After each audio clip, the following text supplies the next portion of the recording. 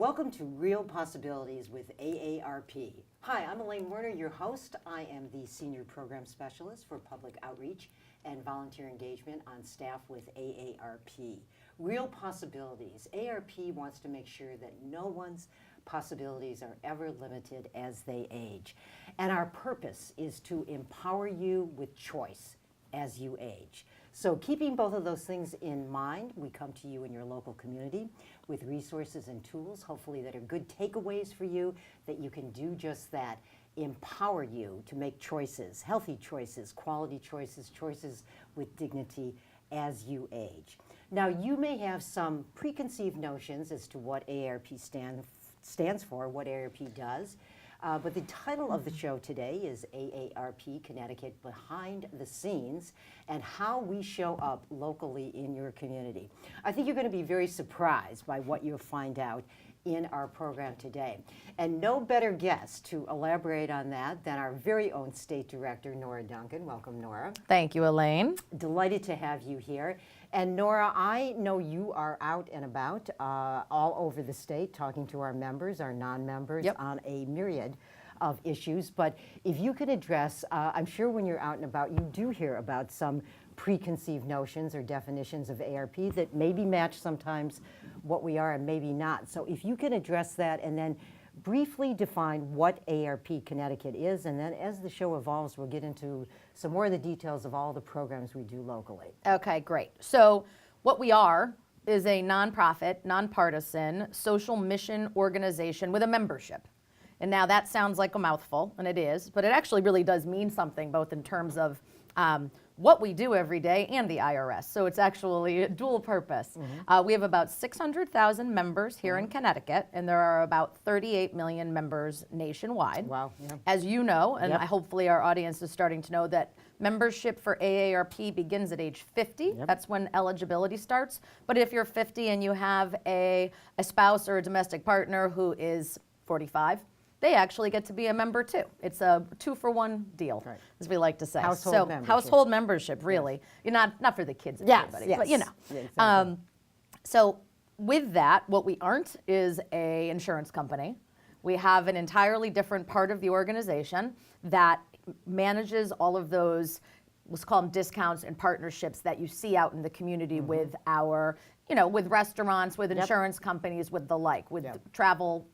That's entirely managed elsewhere. What we do in the states, and what happens in all 50 states plus the Virgin Islands, Puerto Rico, and DC, is really manage the activities with membership that show up in your community, and non-members alike, like we talked about, both from an educational and outreach perspective, and then also from advocacy perspective. So we have in our state, we're at the state capitol working with the Connecticut General Assembly, the governor's office, other constitutional officers, depending on what the topic is. And so it's really that sort of mix.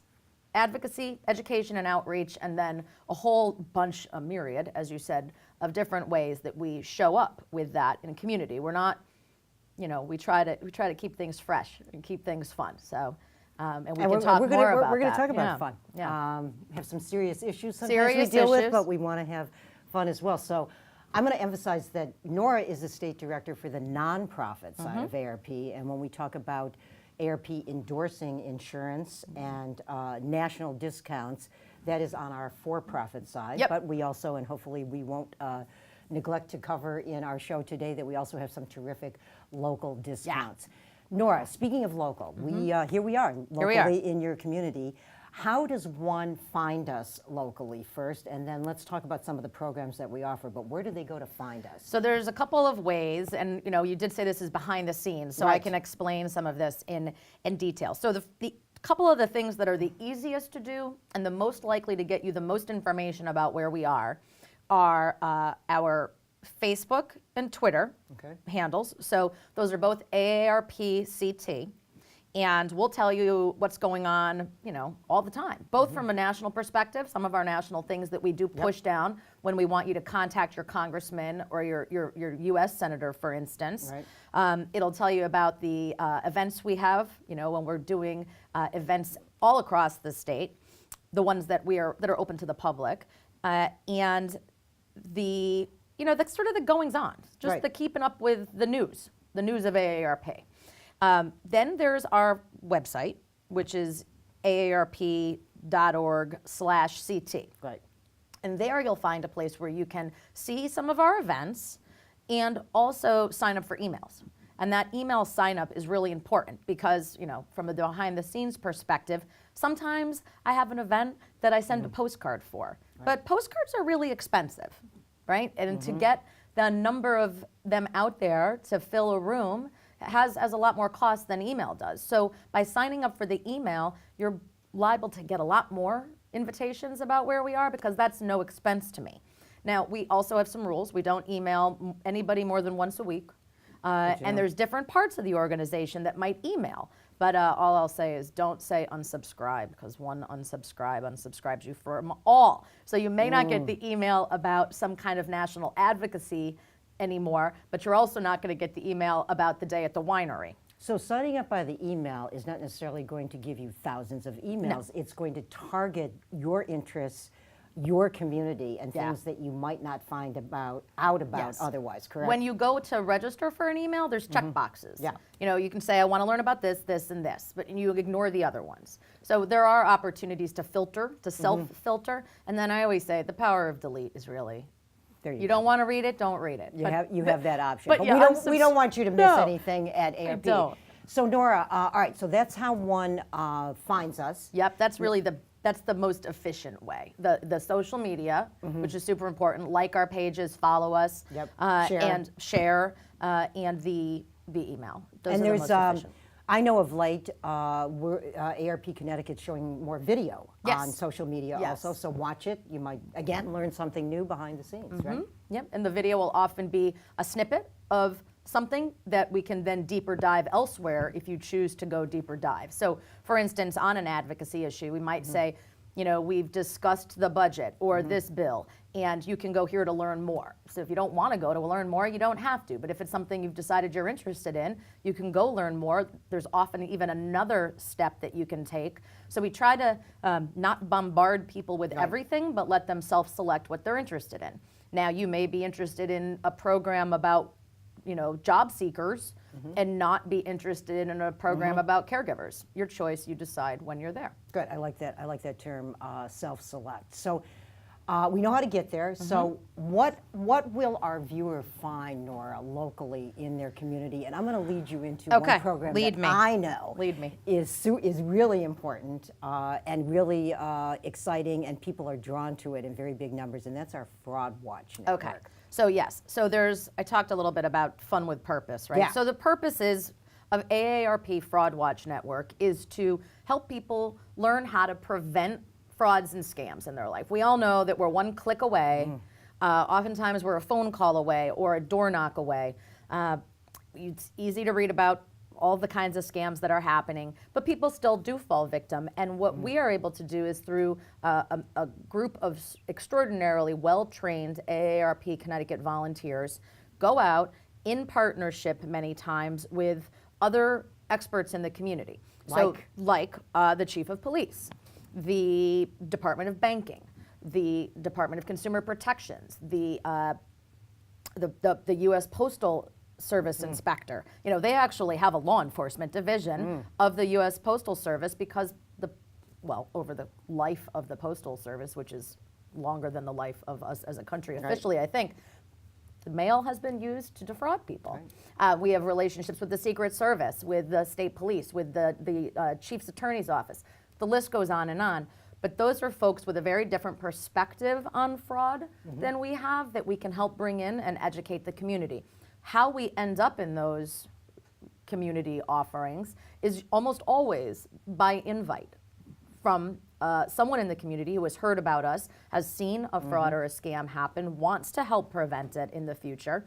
Sometimes our legislators will host a symposium. They do the inviting. So like the legislator in a certain town may say, I saw an uptick in door-to-door scam, or I saw the grandparents in my district. So let me ask the chief of police, let me ask AARP, let me ask the local whoever. And we can help introduce them to folks they can bring in as well. So that's one kind of thing. And that happens all over the state all the time. Now, some of our things are really invite only because Right. you're not going to see everything we're doing every day by going to our social media or our website, because oftentimes we're invited into closed door groups, right? So there may be, maybe it's this is a good example. Maybe it's a community, a retirement community of some kind, a 55 and up community, and they have their own set of programming that they only really offer to their residents. So you're not going to see that, but if we're organizing our own thing, or you might see it, the library has invited us in and they publicize these things all over the place. It's also just, sometimes you can just call us too.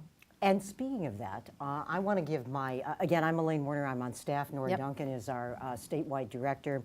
As you're listening to this show, if you're jotting down questions, always call me directly. My number is 860-548-3169. I focus on volunteer engagement. We'll talk about that. I can certainly let you know how that process works as well. Nora, you just spoke about our Fraud Watch Network, another area that has drawn a lot of excitement, attention, information, resources, caregiving. Yes. Whatever age we are, what do we say? If we're not already a caregiver, many of us are living longer, that we likely will be in need of caregiving. Yeah. So if you're not that's a big caregiver, issue, right? if you're not a caregiver now, you probably will be later. And if you're not a caregiver ever, you're probably going to need a caregiver. Exactly. And this is really our focus is on the unpaid family caregiver. So maybe, for a parent or a spouse as they age. And sometimes, we also have a lot of issues with disease that takes over and takes a long time to live through until it progresses to a stage where someone's either passed away or they maybe need to go into a different sort of setting. But the unpaid family caregiver, of which there are, nearly 500,000 of in Connecticut in a given huge year, cost also. are keeping people at home and allowing them to age independently. So as independently as you can, right? But not having to go into a much more costly level of care that is institutionalized.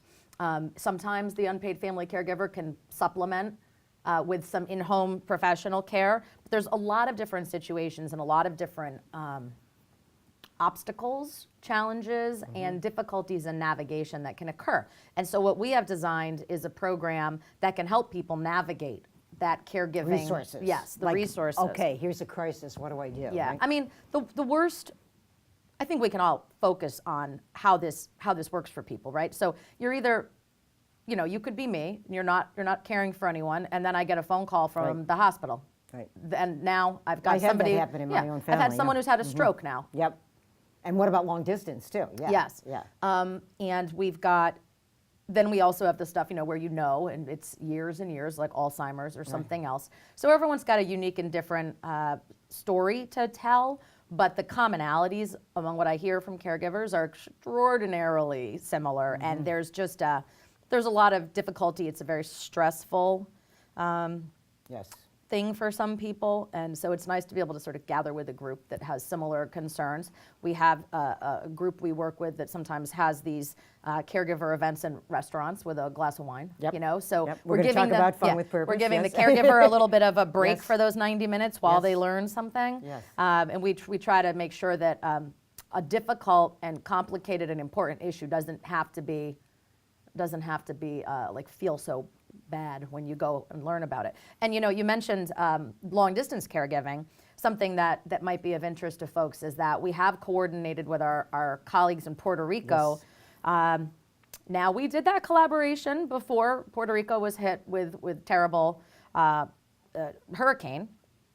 But even before that hurricane, it was a difficult caregiving situation for people to manage. Puerto Rico is not like here in that respect.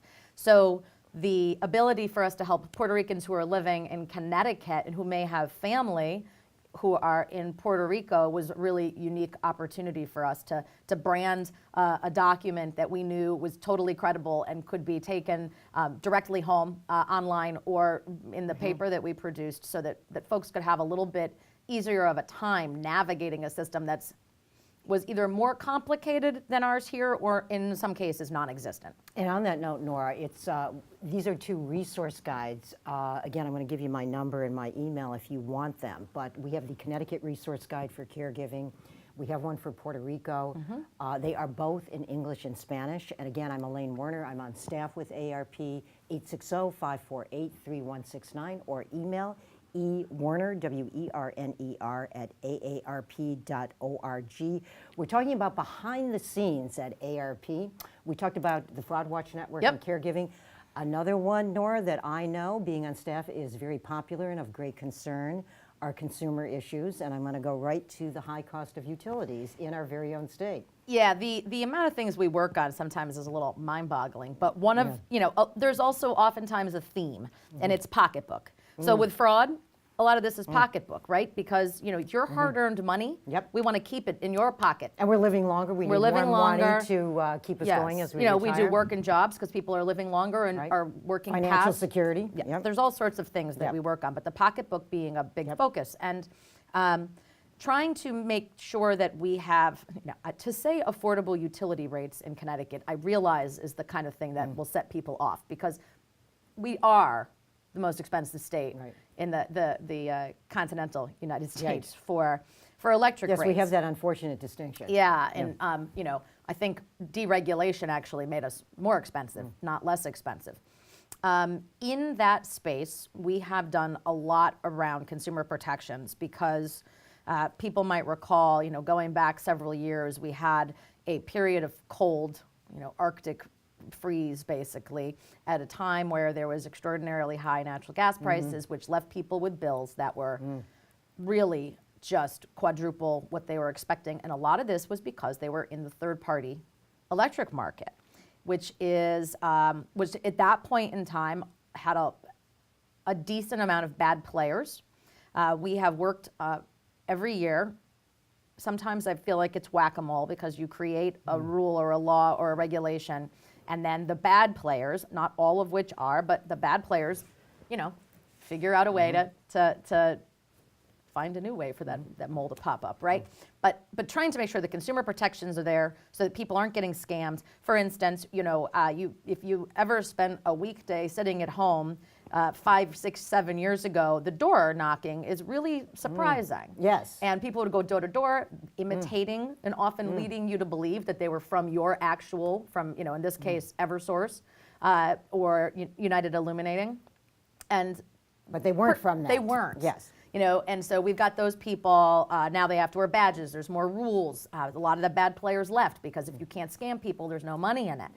There was a lot of things like tickler rates that if you didn't read the fine print, you realized that you were paying quadruple what you should have to be paying if you had stuck with the standard offer. So we've worked a lot we also work on rate cases.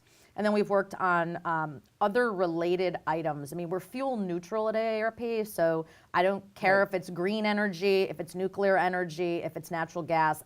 I don't care. What I care about is trying to make sure the consumer is protected and that the unfair burden doesn't fall on those who can afford it the least. So I'm the chair of the Low Income Energy Advisory Board for the state of Connecticut. Great to know you're doing that. Which is statutory. And so I'm working with a bunch of people to try to make sure that programs really are there for people who really can't afford them, and that ratepayers aren't picking up bills for things that they shouldn't have to be picking them up for.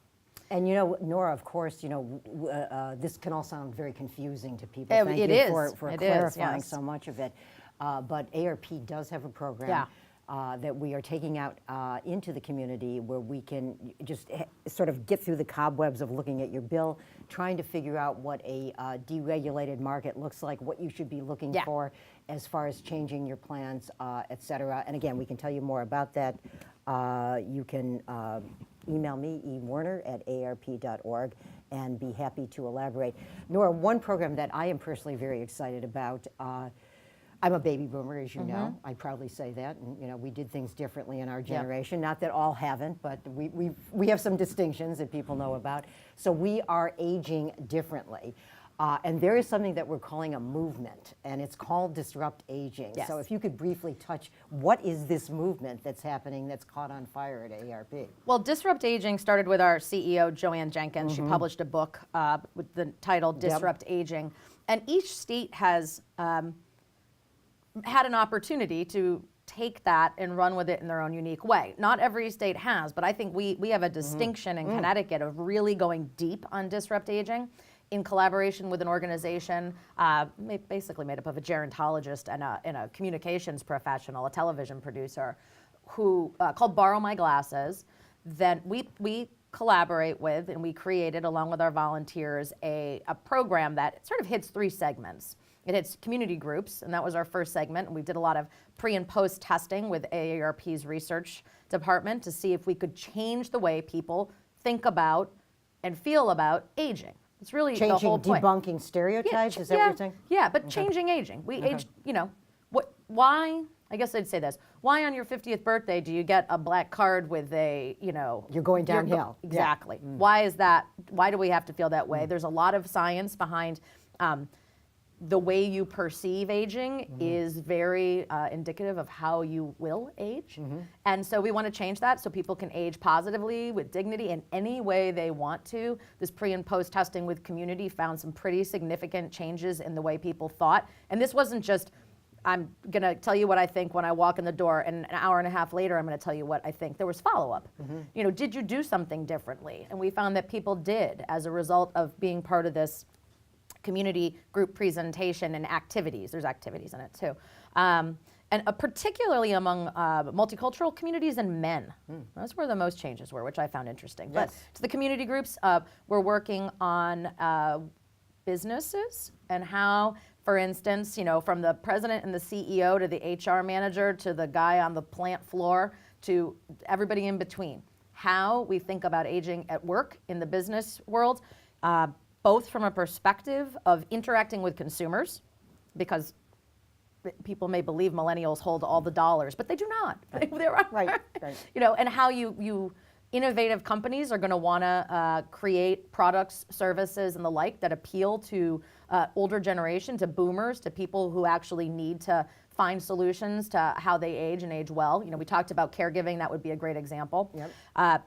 But also how they hire. Right. So, I believe myself, and I think the research pans out, that an intergenerational workforce is really the workforce that creates innovation. Sitting at a table, sitting at a boardroom with people who are all like you does not generate new and great ideas. Sitting at a table with a bunch of people who all come from a different generation, a different perspective, is how we get better outcomes, more innovation, more successful companies. So working with the group, with business leaders, folks who are higher up, and the folks they bring in is another way we're disrupting aging.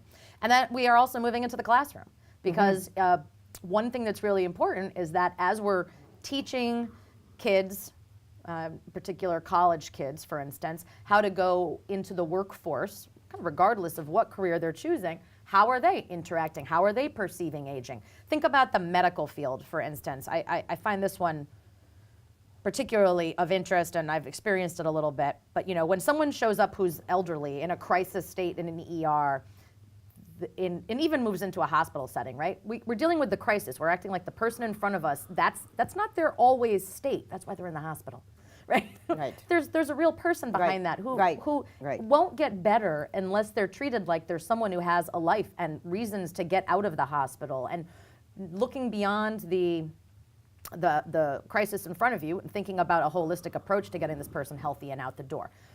That's just an extreme example, but if you're going to go into any field, you're going to interact with people of all ages, and we want to make sure that the kids that we're sending to college to learn how to be the workforce of the future have in mind what the perceptions on aging are. I just read, Nora, that millennials are going to be a really huge part of the workforce, and then people of my generation, many of us are deciding for whatever reason, out of choice or need, to work longer. So even our office represents 30 to 60 something.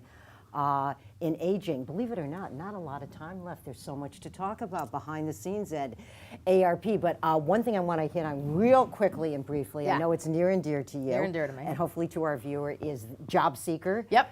For the 50-plus worker, different climate, different tools that are needed. I've got if a you can boot very camp. briefly just talk about that. I myself run sort of a boot camp style. There's a couple things you really need to know if you're a job seeker in this day and age, in particular of any age. But if you're over 50 and you maybe were in the same job for 20 plus years or so, and now you're like, wait a minute, everything's totally different. Social So media, so how social media and the internet age plays into it, networking, personal branding, and the like. Yep.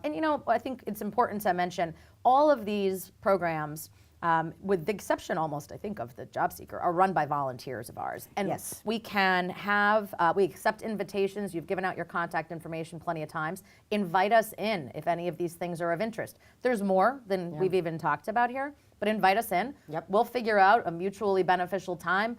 We'll bring our skilled volunteers to your community. Absolutely. And on that note, you mentioned the phrase before, Nora, fun with purpose. Mostly again, near and dear to my heart. Not a lot of time, but we're going to run through real quickly. Yeah. I'm going to give you a word, and you got like 15 Okay. seconds for each. Wine. Okay, so we had our first AARP winery event, and it was really successful. Basically, people came out and saw us and drank wine and learned a little bit more about us, but that's all it was. Movies for Awesome. grown-ups. Movies for Grown-ups is a program out of our national office. It's premieres, before the public release, as well as some other, we rescreen some of the more popular things and for people, all free. Zoo.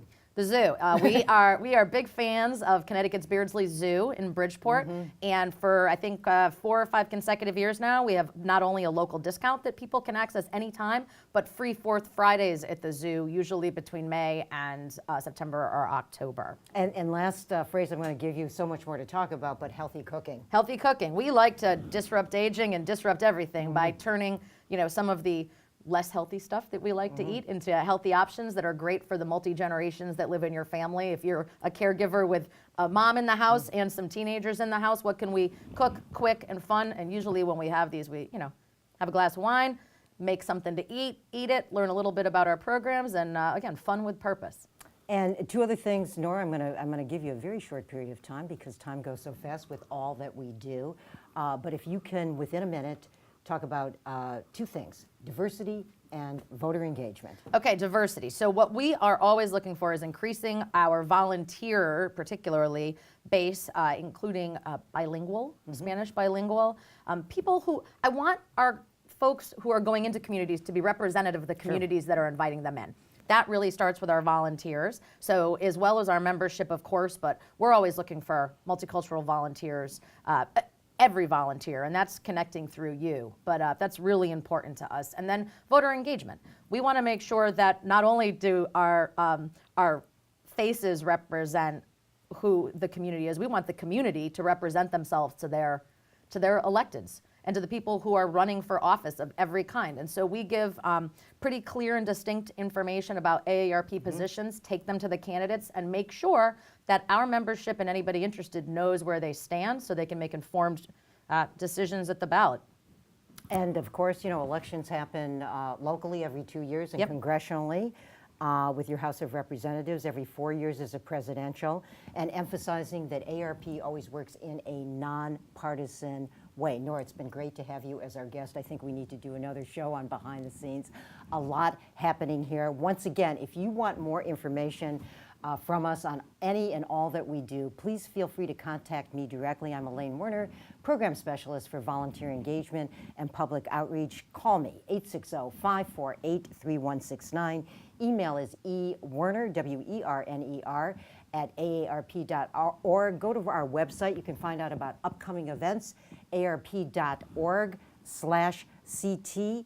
We love coming into your community and meeting with you locally. Hopefully you found some good resources, good information, good tools that you can take away to empower your life, make choices to age with quality and dignity, and know that possibilities are available for you as you age. So thank you if you're a member of AARP. Thank you for watching. Stay tuned. We'll come and visit you again locally, and thanks.